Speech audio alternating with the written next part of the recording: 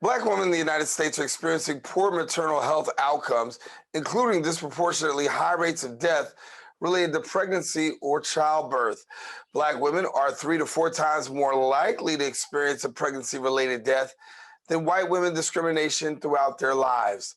Both societal and health system factors contribute to the high rates of poor health outcomes and maternal mortality for Black women, who are more likely to experience barriers to obtaining quality health care. Joining me, I'm here to share a little bit more on the details of this matter. I'm joined by the founder and lead advocate of the Federation of International Gender and Human Rights, Dr. Ameena Ali. And Dr. Ali, good to have you back. Hey, it's good to be here. I'm so excited about this topic. You know, I'm all in for social justice. So let's speak. Yeah, well, let's get at it. I mean, when you talk about social justice, how do you equate social justice, particularly when it comes to these poor maternal health outcomes? Well, we have to look at fragility, you have to look at intersectionality, and you have to look at the equity audits that we have to put ourselves in each and every day. And what do I mean by that? Well, the fragility is what makes people uncomfortable. When you dismantle systems and you dismantle things on a wider edge, it makes people uncomfortable because you're taking them out of their comfort zones. But that's not a bad thing. The only thing constant in this world is change. So we have to look at it from that standpoint, that things that need to be changed, and they need to be changed as it relates to how it betters society. Then we have to look at the intersectionality. What are we changing? Are we changing to fix the problem? Or are we changing to be the solution? And when it comes to maternal rates, we have to change to be the solution. We have to do something that's repeatable and that's replicable. Repeatable means you can do it over and over and over, and it still gets the same amount of veracity and truth. And then replicate it means that you could take it here and then take it to Africa, or take it to Botswana, or even take it to Canada, and be able to do the same thing to get the same solutions and the better outcomes. And then finally, of course, we have to understand where we're going with all of this. And we have to understand what that means in society and what that says. If society doesn't want the solution, then why is it that they are promoting the problem? So knowing that we have to see this in maternal care as far as women of color, we have to see it in those three parameters in order for us to even understand the scope of the problem. Right. Well, you're one who I always says has boots on the ground when it comes to this particular matter. So talk to us a little bit about what we don't know when it comes to maternal outcomes, and particularly when we're talking about African-American women. Well, first of all, maternal outcomes are always spoken by men. And what we mean by that is, unfortunately, we're not having as many female voices or women's voices, or those that are birthing voices that are out there. We have so many that are stifled and muted, so many that are oppressed through culture and tradition, and then so many that are repressed because of privilege and entitlement in the community. And sometimes the voice that is the loudest gets the most play. So we have to have our own voices being heard and spoken about in the same veracity that we hear other voices. We have to take back the power and give back the command to those that are birthing to be able to tell their story without that single story remnant, and then be able to listen accordingly. So many of us want to listen to respond instead of listen to understand.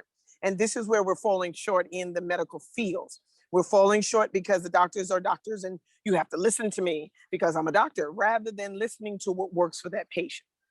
And I think this is the greatest disservice in medicine. And then it trickles down until the birth plans of women that are having babies.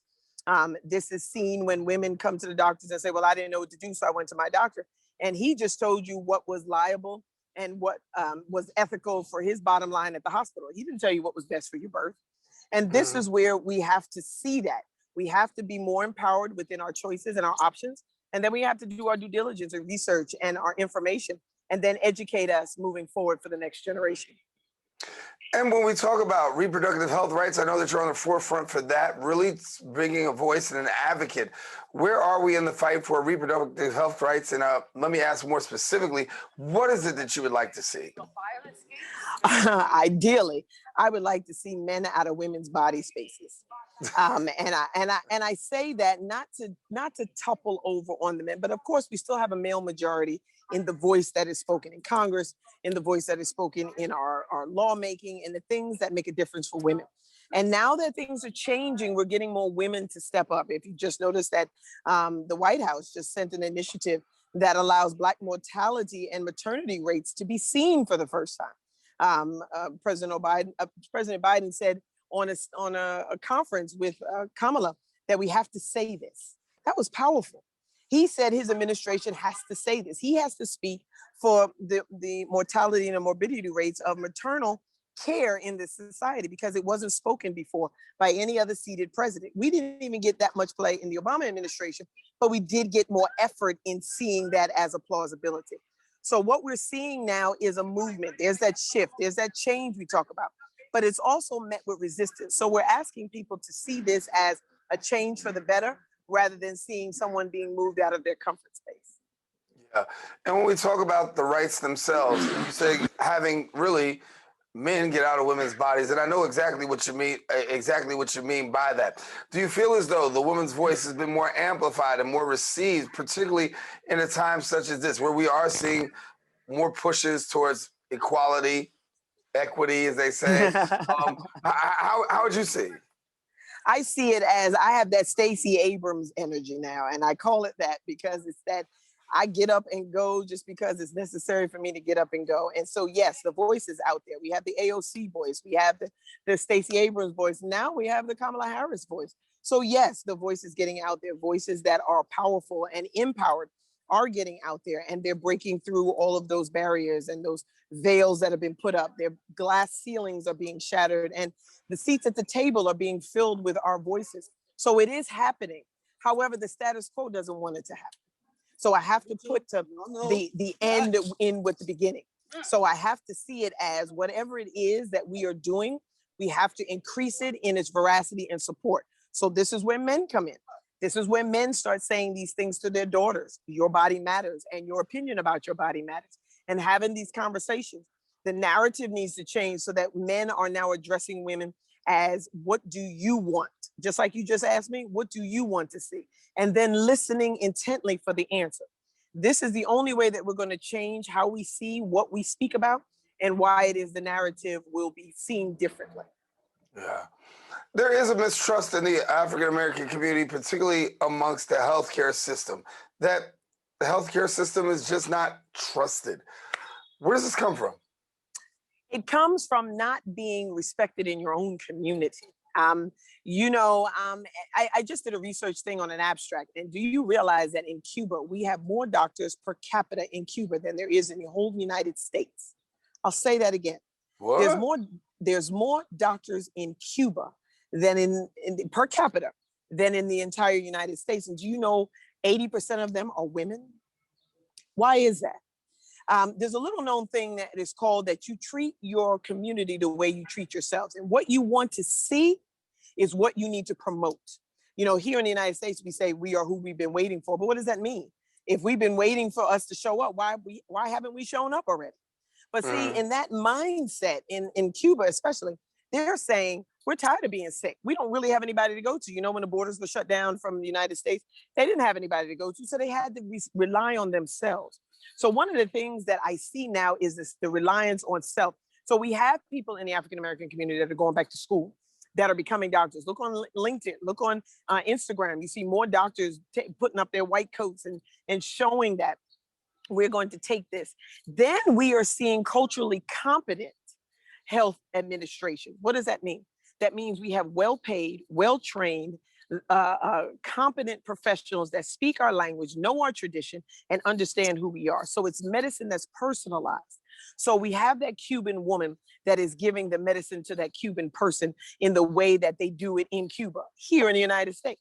So it's a more personalized, intuitive, and very intimate care that is coming abroad.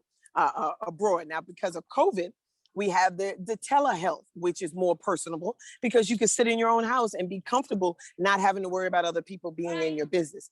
You can talk to your doctor personally with the telehealth connection, which means that you can send emails and you can send text messages and you can get prescriptions filled and all of the things that used to take all day and you had to get dressed up and get the kids ready. And now you can do it in 10 minutes over a teleconference. So the telehealth piece that we see in society is always a great parameter of knowing where we're going. And this is what we see today in society, in what we're seeing. So the trust is being is coming back, let's just say. And you know, the United States, they love a good rebound story. So we're going to see a great change and shift in this narrative. And because of the voices that are coming up, more of the women are going to be able to have that same voice and be able to voice what it is that they want. Yeah. We've been on other platforms before. We talked about Yes. COVID-19 and how this really had the impact with, on women, and particularly women pregnancy and dealing with this whole issue right here. Talk to us about, now that we've moved a little bit further along, where are we finding things right now? Well, we are rebuilding. Again, the dismantling of the old system and the way we think to the new norms and the new narratives. It's going to take time. Now, it's not going to take, I'm impatient, so I'm not looking for it to be when my children are have grandchildren. No, I'm looking like in the next 5 years, we're going to see a total different shift in the medical arena.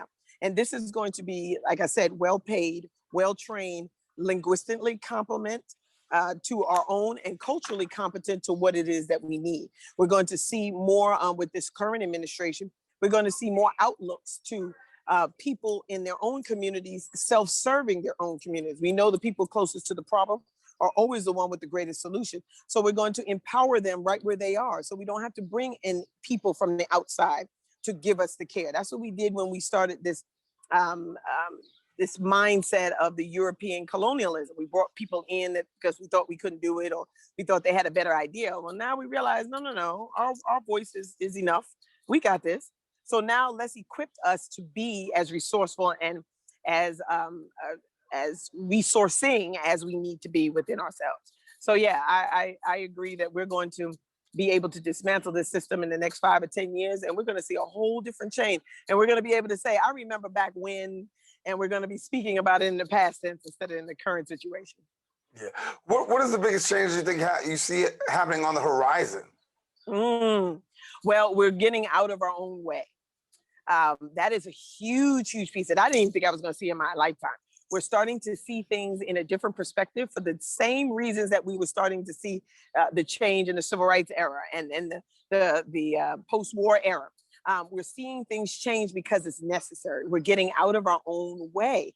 There is a huge divide in the community that says that, look, we've been doing it this way and it's not working, let's change it. And then we're going to change it in a way that benefits us initially. We're not going to wait for you to get in office and show your face and get all the pictures and wait one administration before you actually do something. No, we're going to hold you to the floor as soon as you step in there, because we're going to be in your office. We're going to be on your emails. We're going to be in your headspace until what we need is being represented by your office. That is dynamic. That is so empowering and is so beneficial that we can't do anything but rise from that. So I'm excited. I am just so excited. Tomorrow is going to come sooner than we think. And like always, the revolution is not going to be televised. So it's going to be right here in our own backyard. Right.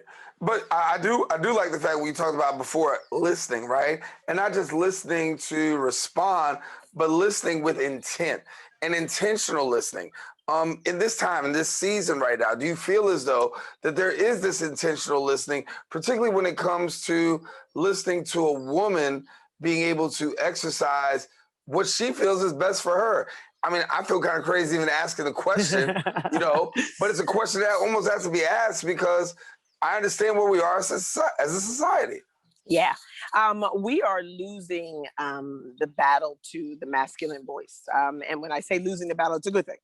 And what I mean by that is we don't need that oppressive talk of my way or the highway. We don't need that anymore. We didn't need it then, but now we realize that we are enough and our stories are enough. But what we're gaining in that, and my grandmother used to always say, if you take something from somebody, give something back in return that's greater or better. And what the female voice is doing is we're talking to each other. At one time, we women were talking to men to try to change things. And if it didn't affect them, if it didn't relate to sports or the newest beer that comes out, it was kind of like, oh, okay, yeah, we'll put it on the table, we'll get it done, yeah. But now we're talking to women, about women, for women, because of women. So the conversations are different. The table is not set up for us to be welcome. The table is set up for us to be included. So there is a big difference. Back in the day, it used to be we had to be welcomed into these spaces and we had to have such credentials that we were validated in these spaces. No, we're sitting down with each other. We're sitting down with the Oprahs of the world, and we're sitting down with the AOCs of the world, and we're sitting down with the Stacey Abrams of the world, and we're saying, look, sis, you in there now. Now you need to open that door. We're going to hold you to the floor. And we're going to let you know that whatever it is that we need in this society, now that you're in that office, we need to get it done. And we're looking at you to be the release and the relief that we've been looking for, so that the solution can be evident in our lifetime. Again, I'm impatient. I'm an impatient solutionist. But what I know is it can come that quick. We don't have to wait 20 years and do it on your grandfather's table. We can do it right now, right here in the moment. And we can do it with solid voices that are in the motion of solution rather than in the motion of talk for political votes. When you look at those names, you talk about the Stacey Abrams, Kamala Harris, AOC, you see these women, you see Issa Rae.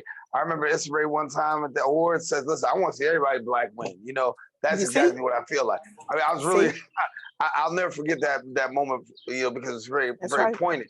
But talk to me about, what is that for you to be able to see that vision out there on the screen, see a Stacey Abrams and be able to like, hey, you know what, this sister is rocking.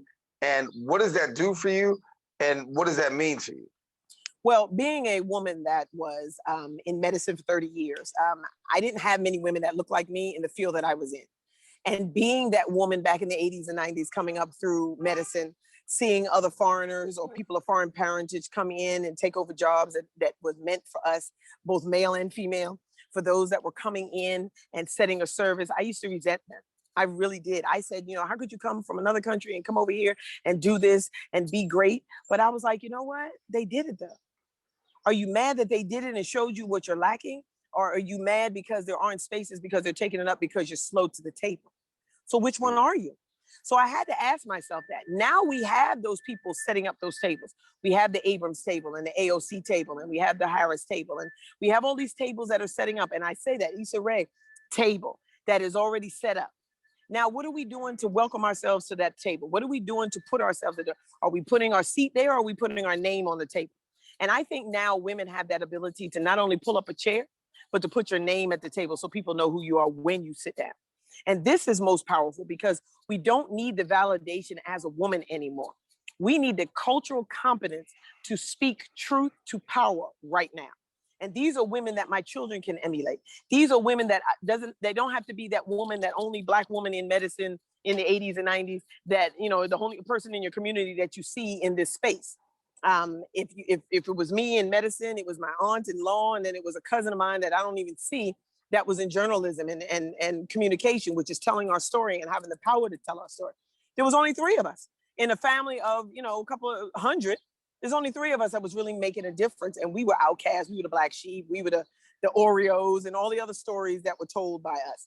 But now we see more of us in place. And now I know I can rest. My children have other examples to see. My grandchildren have other paths that they can walk down.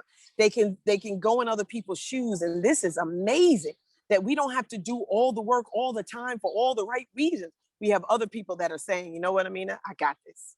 And this is what makes us feel like we have this unity. This is what makes us, as my t-shirt says, unapologetically dope in what it is that we do as women, and why it is so important for us to support each other right now in this moment so that this can continue. Dr. Ameena Ali, we thank you so much for being with us here on the Social Justice Forums. As you know, always love to hear your voice and see your face, be able to tell us and bring us up to speed. And of course, we'll have to bring you back again. Yes, please, all the time. Anytime you need me, I'm here. And anytime you need to fight, just come on, because this voice is loud and very alpha. So it is here for you. Thank you so much. And we know this, all right? Dr. Ameena Ali, thank you for being with us here on the Social Justice Forums. Listen, I got more show ahead. Listen, we'll be right back. Stay with us. Be right back in a few minutes.